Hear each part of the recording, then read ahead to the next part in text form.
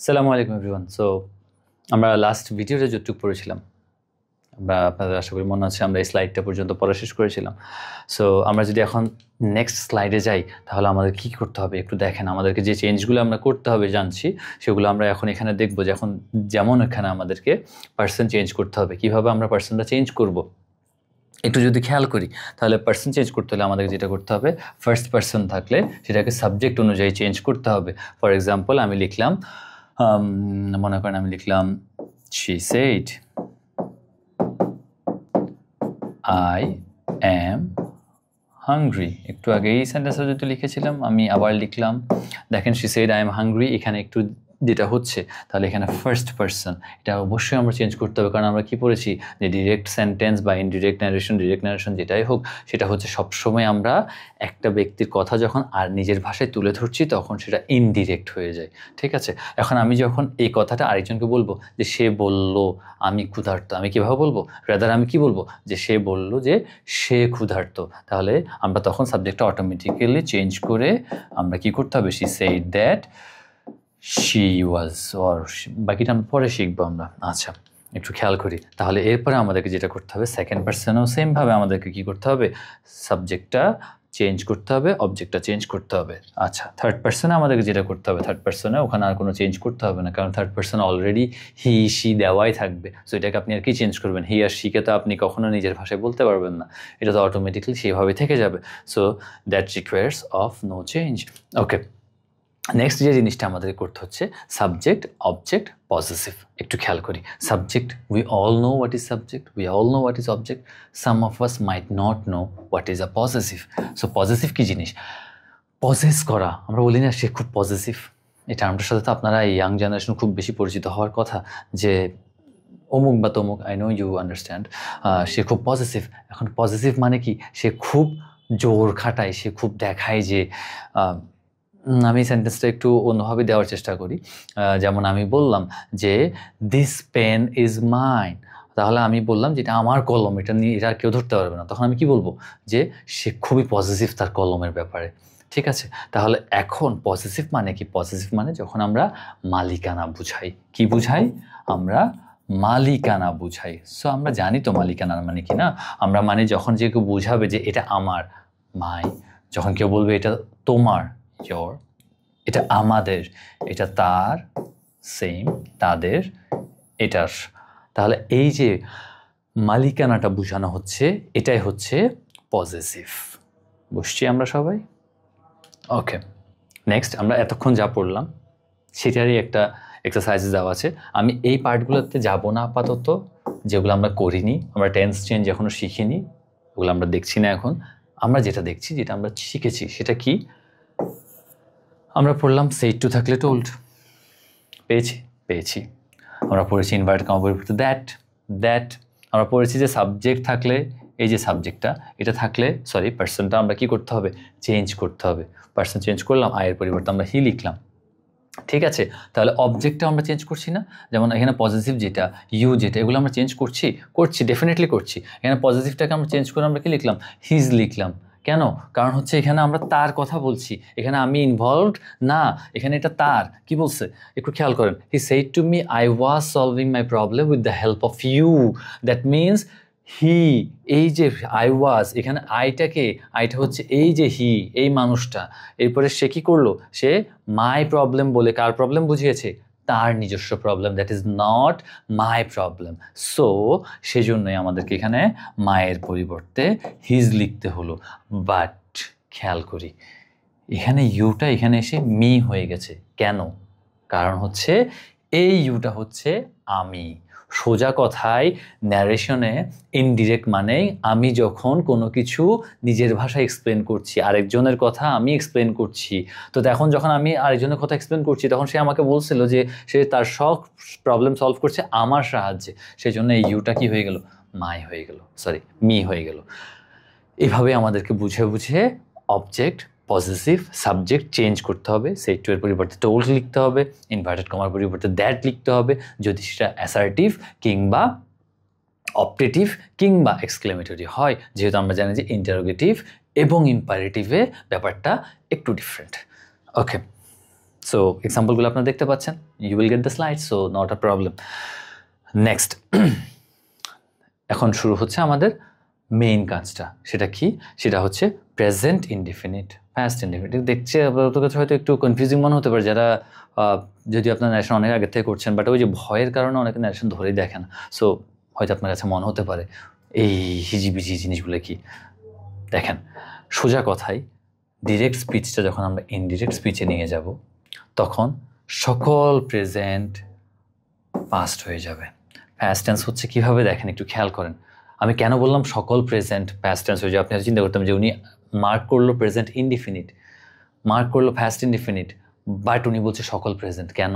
কারণ একটু খেয়াল করেন, present continuous, past continuous, present perfect, past perfect, present perfect continuous, then past perfect continuous. এখন দেখেন প্রত্যেকটা প্রেজেন্টটা পাস্ট হয়ে গেছে। একটু খেয়াল করি, ইজ ইট? ইয়েস।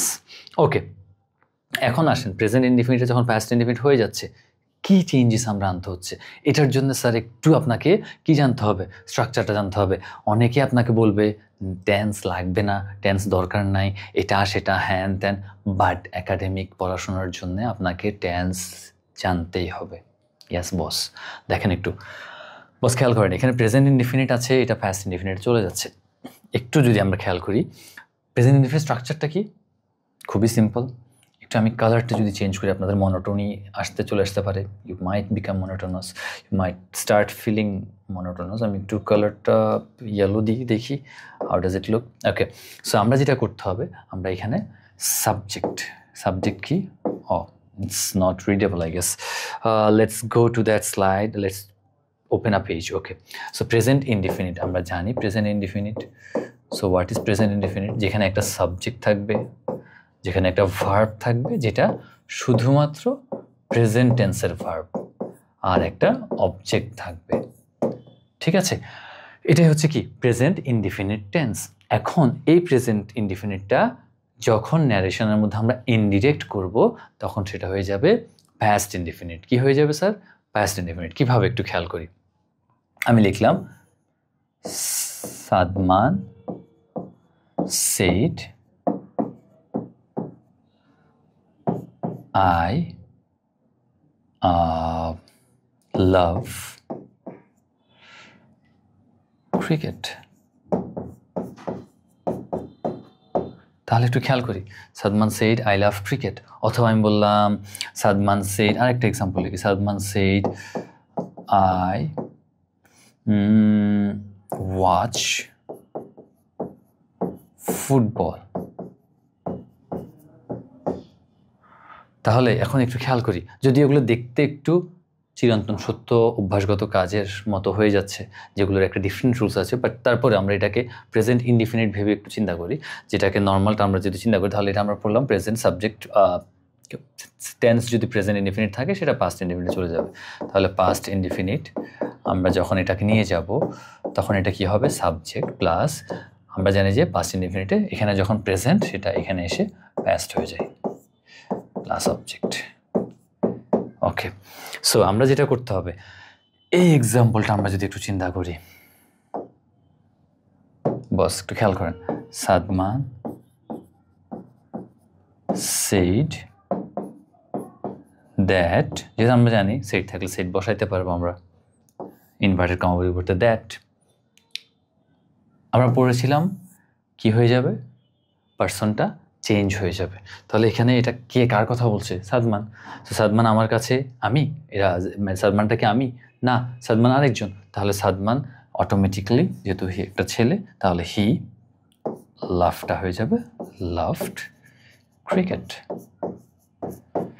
ঠিক আছে, সেমভাবে আই ওয়াচড ফুটবল, এটা হয়ে যাবে he watched football. Is it clear to everyone?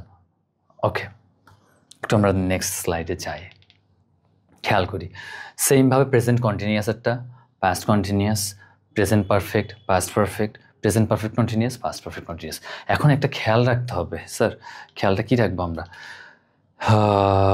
ইয়াস, এটা খেয়াল করি একটু। দেখেন এখানে যেটা করতে হবে আমাদেরকে, এই যে লিখলাম না আমরা, এই জিনিসটা আমাদের কিছু ক্ষেত্রে কি হবে, চেঞ্জ হবে না। প্রেজেন্ট ইনডিফিনিট কিছু ক্ষেত্রে পাস্ট ইনডিফিনিট হবে না। কখন হবে না আমি একটু খেয়াল করেন আপনারা। যখন প্রেজেন্ট ইনডিফিনিট দিয়ে চিরন্তন সত্য কিংবা অভ্যাসগত কাজ বোঝাবে।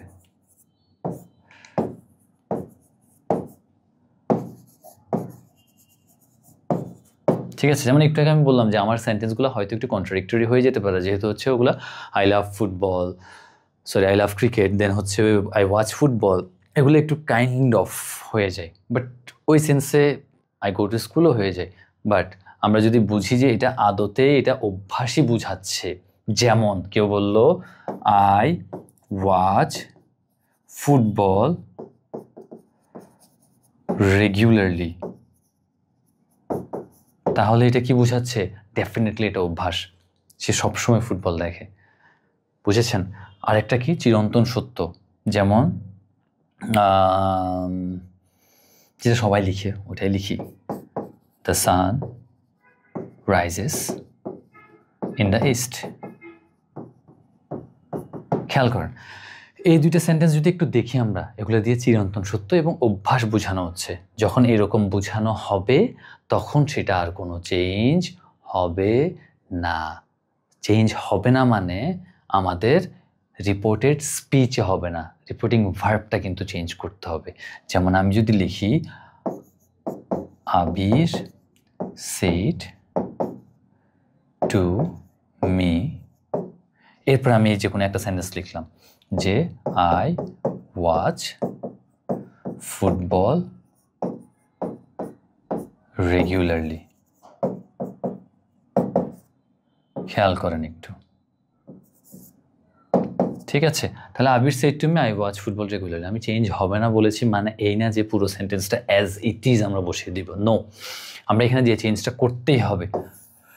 আমরা জানি সেড টু থাকলে ডেফিনেটলি এটা চেঞ্জ করে টোল্ড বসাতে হয়। তাহলে আবির টোল্ড মি, ইনভার্টেড কমার পরিবর্তে দ্যাট, এটা চেঞ্জ করতেই হবে, এটা তো আপনার ওখানে আসছে না। আমাদের চেঞ্জ শুধুমাত্র আমরা রিপোর্টেড স্পিচটা করব না, তাও আমাদেরকে অবশ্যই কী করতে হবে, পার্সন চেঞ্জ করতে হবে। কারণ নাহলে আপনি কীভাবে বলবেন, আপনি আরেকজনকে বলবেন যে আবির আমাকে বলল যে আমি ফুটবল ভালোবাসি, তখন তো মিনিংটা চেঞ্জ হয়ে যাচ্ছে, বোঝাচ্ছে আপনি ভালোবাসেন, এভাবে বলবেন? বলবেন না, আপনি বলবেন আবির ভালোবাসে, তার মানে আপনি বলবেন আবির আমাকে বললো যে সে ফুটবল প্রতিদিন দেখে।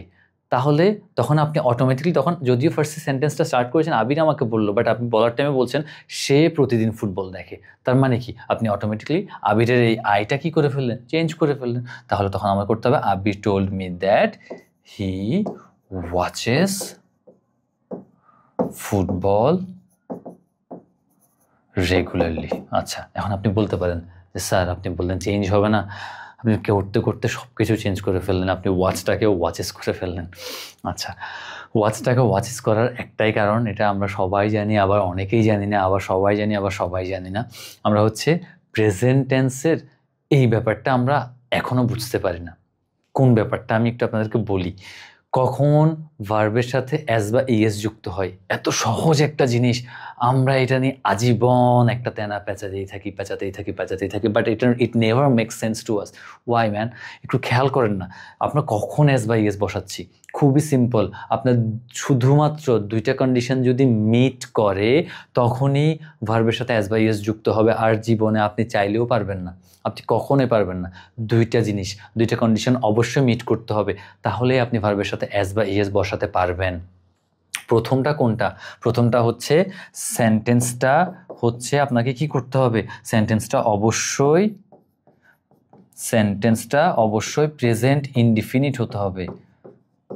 বস, প্রেজেন্ট ইনডিফিনিট না হলে অন্য কোনো টেন্সে আপনি কি করতে পারবেন না, ভার্বের সাথে অ্যাজ বা ইজ বসাইতে পারবেন না।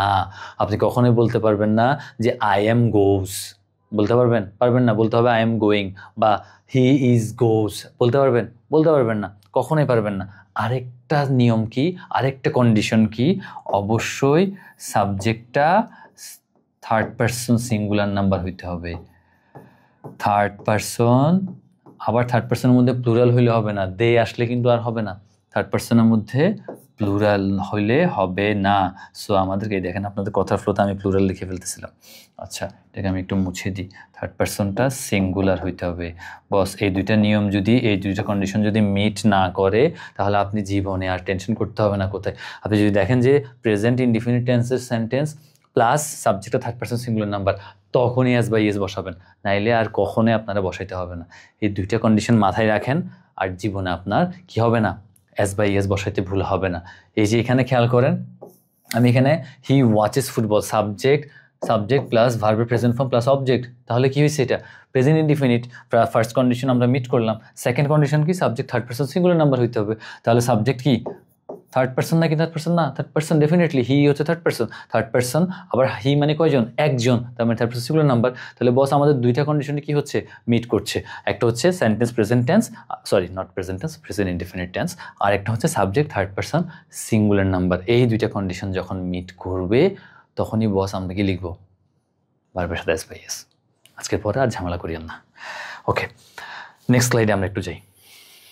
খেয়াল করি স্যার, সরি, একটু খেয়াল করি। এখানে দেখেন প্রেজেন্ট কন্টিনিউয়াস থাকলে সেটা পাস্ট কন্টিনিউয়াস হয়ে যাবে, প্রেজেন্ট পারফেক্ট থাকলে পাস্ট পারফেক্ট হয়ে যাবে, প্রেজেন্ট পারফেক্ট কন্টিনিউয়াস থাকলে পাস্ট পারফেক্ট কন্টিনিউয়াস হয়ে যাবে। তাহলে একটু আমরা যদি this one we have done, yes this one, খেয়াল করেন একটু, এতক্ষণ যা বললাম, প্রেজেন্ট ইনডিফিনিট পাস্ট ইনডিফিনিট হচ্ছে কি হচ্ছে না, সাবজেক্ট V1 অবজেক্ট। তাহলে এটা চেঞ্জ করে আমরা জানি যে পার্সন চেঞ্জ করতে হবে স্বাভাবিকভাবে, হি যেহেতু বলেছে, তাহলে হি, আইটাকে হি করে ফেললাম। তাহলে আমরা গোটাকে কি লিখলাম, ওয়েন্ট লিখলাম। যেহেতু এটা চিরন্তন সত্য বা অভ্যাসগত কাজ বুঝাই নাই, সেই জন্য আমাদেরকে কী করিনি, আমরা এটাকে গোটাকে আর গোস করি নাই। এটা যেহেতু নর্মালি বলছে আই গো টু স্কুল, তাহলে সেই জন্য আমরা এটা কী করি নি, চেঞ্জ করি নাই। ঠিক আছে, তাহলে এখানে গেল এটা। ঠিক আছে, একটু আগে একটু পরে একটু দেখেন, আমরা বললাম প্রেজেন্ট কন্টিনিউয়াস থাকলে পাস্ট কন্টিনিউয়াস হবে। তাহলে প্রেজেন্ট কন্টিনিউয়াস সাবজেক্ট প্লাস, আমরা জানি এম ইজ আর প্লাস, জানেন তো, না জানলে লিখে দিচ্ছি, খেয়াল প্যারা নাই। দেখেন subject plus am is are plus ভার্বের সাথে আইএনজি প্লাস অবজেক্ট। এটা কি, এটা হচ্ছে প্রেজেন্ট ইনডিফিনিট, সরি প্রেজেন্ট কন্টিনিউয়াসের স্ট্রাকচার। বস বুঝতে পারছেন আশা করি। তাহলে এটাকে আমরা কই নিয়ে যেতে হবে, পাস্ট কন্টিনিউয়াস আর প্রেজেন্ট কন্টিনিউয়াসের পার্থক্য কি সবসময় মনে রাখবেন। প্রেজেন্ট আর পাস্টের পার্থক্য খুবই সূক্ষ্ম, খুবই সূক্ষ্ম। খেয়াল করেন, একটু খেয়াল করলে ইজি হয়ে যাবে আপনার জন্য, সেই জন্য বলছি। প্রেজেন্ট ইনডিফিনিটের পার্থক্য আর পাস্ট ইনডিফিনিটের পার্থক্য কোন জায়গায়, পুরো সেন্টেন্সটা খেয়াল করেন। I go to school, he went to school, পার্থক্য কোন জায়গায়? এখানে আপনি আই আর হিয়ের যে পার্থক্য, সেটা ন্যারেশন কারণে পার্থক্য, অন্য এমনিতে কোনো পার্থক্য এখানে নাই। কেন দেখেন, এখানে গোটাকে শুধু আমরা কি করছি, এটা প্রেজেন্ট টেন্স, এটাকে আমরা পাস্ট টেন্স করছি। প্রেজেন্টে যখন পাস্ট করে ফেললাম, তখন হচ্ছে এটা কি হয়ে যাচ্ছে, প্রেজেন্ট ইনডিফিনিট থেকে পাস্ট ইনডিফিনিট যাচ্ছে। পার্থক্য এরকম সিম্পল বস, একটু খেয়াল করেন। আই অ্যাম গোয়িং, এমটাকে আমরা এম ইজ আর এগুলোকে জাস্ট কি করে ফেলবো, ওয়াজ ওয়্যার করে ফেলবো। Rest of the things are absolutely same, no changes. খেয়াল করেন, এম ইজ আরটাকে আমরা কি করবো, ওয়াজ অথবা ওয়্যার করবো। খেয়াল করি, he said that he was going to, everything else is same. দেখেন একটু খেয়াল করেন, এমটাকে জাস্ট ওয়াজ করছি। আমি একটু এটাই বললাম যে এম ইজ আরটাকে জাস্ট ওয়াজ ওয়্যার করতে হবে, দ্যাটস ইট। এরপরে খেয়াল করি, হি হ্যাড গন, এটাকে আমরা কি কোত্থেকে আনছি, এটা আমরা আই হ্যাভ গন থেকে নিয়ে আসছি। তাহলে আই হ্যাভ গনটা কি, আই হ্যাভ গনটা হচ্ছে প্রেজেন্ট পারফেক্ট। প্রেজেন্ট পারফেক্টের স্ট্রাকচার কি, সাবজেক্ট প্লাস হ্যাভ অথবা has plus V3 plus object. তাহলে একটু খেয়াল করেন, এখানে দেখেন হ্যাভ অথবা হ্যাজ, আবার মানামারি হয়ে যাবে, ইংলিশ মানে মানামারি। দেখেন আবার আপনার মাথায় আসবে হ্যাভ নাকি হ্যাজ। সোজা কথা ভাই, আপনি যেখানে যে কন্ডিশন মিট করলে আপনি কি করেন, প্রেজেন্ট ইনডিফিনিট, আবার সব কন্ডিশন না, প্রেজেন্ট ইনডিফিনিট আমি বলছি দুইটা কন্ডিশন মিট করতে। প্রেজেন্ট ইনডিফিনিট হইতে হবে, সরি এস বাই এস লাগানোর জন্য আমি বলছি দুইটা কন্ডিশন মিট করতে। প্রেজেন্ট ইনডিফিনিট হইতে হবে, second one is subject third person singular number হইতে হবে। বাট হ্যাজ বসানোর জন্য আপনার আবার দুইটা condition, third person singular number, আবার হচ্ছে সাবজেক্ট কী হইতে হবে, সরি টেন্স কী হইতে হবে, প্রেজেন্ট পারফেক্ট, অন্য কোথাও হ্যাজ বসে না। আই হ্যাজ মানে হচ্ছে মানে অন্য কোথাও বসে ইন সাম সেন্স, যেমন আমি যদি বলি হি হ্যাজ আ বুক, তাহলে এটা হয়, এটা প্রেজেন্ট ইনডিফিনিটিভ হচ্ছে, বাট তারপরেও এখানে মোট কথা হচ্ছে হি এর সাথে হ্যাজ বসবে। যদি আপনার মনে হয় যে এখানে হ্যাজটা শুধুমাত্র কাদের সাথে বসবে, হ্যাজটা বসবে থার্ড পারসন সিঙ্গুলার নাম্বারের সাথে, থার্ড পারসন সিঙ্গুলার নাম্বার। ঠিক আছে বস? এরপরে আসেন বস, তাহলে দেখেন প্রেজেন্ট পারফেক্টটাকে আমরা কি করব, পাস্ট পারফেক্ট। একটু আগে বললাম প্রেজেন্ট আর পাস্টের মধ্যে খুবই সিম্পল পার্থক্য, খুবই সূক্ষ্ম পার্থক্য। Am is are was were করে ফেললাম, প্রেজেন্টটাকে পাস্ট করে ফেললাম, এরপরে হচ্ছে হ্যাজটাকে হ্যাড করে ফেললাম, কারণ আমরা জানি যে পাস্ট ইনডিফিনিটে কোনো মানামারি নেই। পাস্ট এমনিতে মানামারি একটু কম, অতীত নিয়ে মানামারি মানুষ কম করলে ভালো, সেটাই বুঝাচ্ছে এখানে, খেয়াল করে একটু। এখানে পাস্ট ইনডিফিনিটে আমার হ্যাজের মানামারি নেই, হ্যাড। সাবজেক্ট যে রাজার ছেলেই হোক, তুমি কোন রাজার বেটা ওর দেখার সময় নেই, তোমাকে হ্যাড বসাইতে হবে পাস্ট ইনডিফিনিটে। আচ্ছা, সেম প্রেজেন্ট পারফেক্ট কন্টিনিউয়াসটাকে আমাকে পাস্ট পারফেক্ট কন্টিনিউয়াস নিয়ে যেতে হবে, নিয়ে যাওয়ার সময় সেমভাবেই শুধু হ্যাভটাকে চেঞ্জ করে হ্যাড করতে হবে। আশা করি সবাই বুঝতে পারছেন। আমাদের টেন্সের এই চেঞ্জটা যদি মাথায় রাখতে পারেন বস, বিশ্বাস করেন আপনার টেন্স ন্যারেশন অর্ধেকের চেয়ে বেশি ডান অ্যান্ড ডাস্টেড। আপনি অলরেডি 70% বা 60% at least narration you know how to do it at least. That's it boss, আজকের ক্লাস একটুকুই থাক, নেক্সট ভিডিওতে আবার দেখা হচ্ছে ইনশাল্লাহ। আসসালামু আলাইকুম।